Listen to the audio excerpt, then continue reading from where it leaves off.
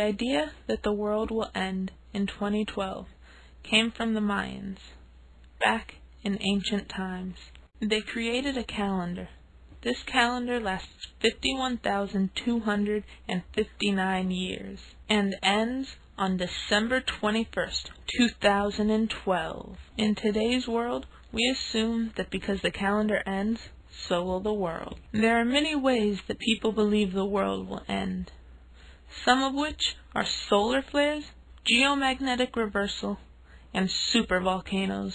Solar flares are when the sun suddenly releases a ton of extra energy, and that energy goes across the universe and can affect our lives. In 2006, the National Center for Atmospheric Research came to the conclusion that 2012 would hold the second most powerful solar flare ever recorded. If it is as powerful as they predict, it would knock out power grids all across the world and cause chaos.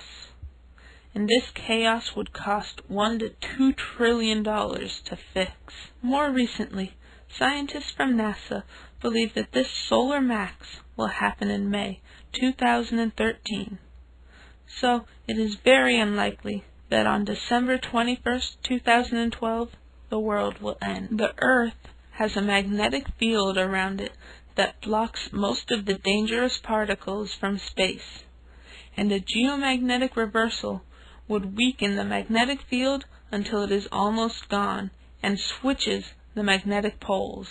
This has happened several times in our history, and Earth is due for another reversal. Although Earth is due for a reversal, scientists believe that it will happen in the next millennium, not 2012. Scientists also know that geomagnetic reversals don't happen overnight. They take time. So, for it to take place on one day is not practical. Lastly, geomagnetic reversals have happened before. 780,000 years ago, people lived through it, so why wouldn't we? Another way that people believe the world will end is by supervolcano.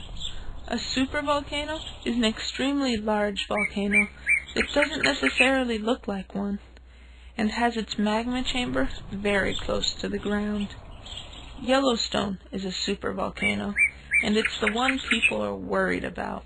If Yellowstone blows, it very well could be the end of us, and if it does, ash would fall across at least half of the U.S., and not to mention a giant dust cloud would cover the U.S. and possibly the world, not letting any light in for days.